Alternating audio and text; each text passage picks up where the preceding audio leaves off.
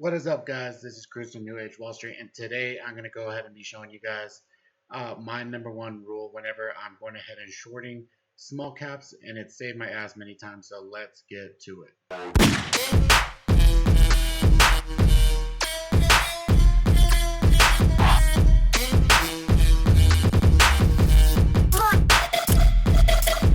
All right, guys. So here we are. So today I'm going to go ahead and go over one of my personal rules whenever I'm shorting small cap stocks, and it saved my ass, very many times. And it's my 10/30 rule. So what is my 10/30 rule? You're asking. Well, what is every single short seller's biggest fear? Every single short seller's biggest fear. I mean, besides actually, not having borrows, not being able to locate shares, or things like that. That's just the name of the game, right? But besides that, what is every short seller's biggest fear? Getting squeezed, right? So um, this rule right now that I'm going to go ahead and show you saved me lots of times on going ahead and getting squeezed, or maybe even going ahead and switching biases to in order to go ahead and make some additional money on the other way around. So pretty much here I have RBZ here from back in March, just to go ahead and show as an example here. And so what we have here, and I'm going to go ahead and just, kind of make it like this here so we could get like a little bit better showing. Just give me a quick second. All right, so here was trading, the day before around $7. It kind of started, making higher lows and going up. Then it gapped up. I believe it had some news at that time, and then we got a huge push going into the open, and then we had this weakness, right? So we had this weakness, coming down into the open, and then it popped up here, around this area where these wicks are, where the pre-market is, right? So these highs at pre-market, and then all these short sellers went ahead and started loading the boat short right here because they see this weakness and this big old wick, right? So you have a bunch of shorts piling in here because you can't go ahead and break this resistance that we have at this level from the pre-market, right? So you have these shorts just riding down. And just a quick reminder, these are 5-minute candles because I'm looking so far back. And so you're riding this wave down, right? So, if you're getting in, 1757 or, whatever it is, and all the way down here to, $12, that's, $4 to $5, that's really good money, right?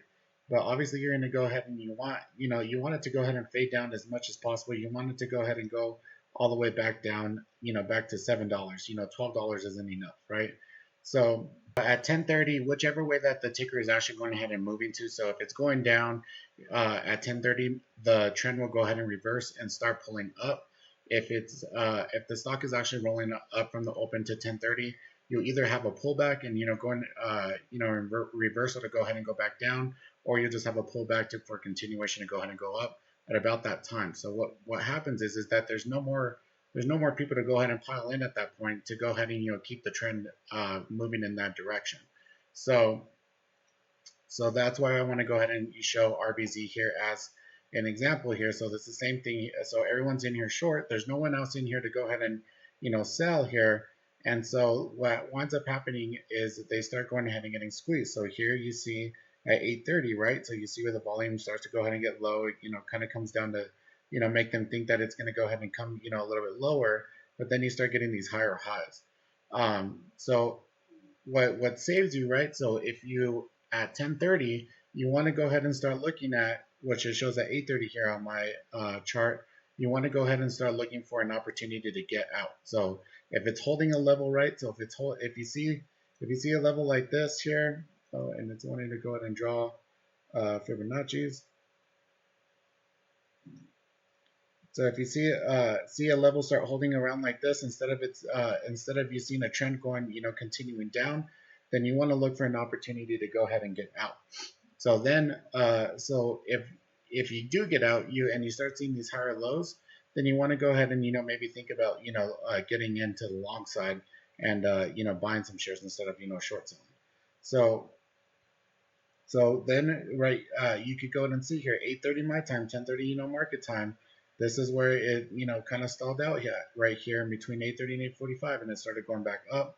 And then the everyone that was short here just got annihilated here that was short because they, if they went ahead and held on through all of this, they're down, about 15 to $17 if they held on for this whole move, and they're fueling this move up because they're purchasing their shares back that they went ahead and sold in this in this downtrend sell right here in this trend.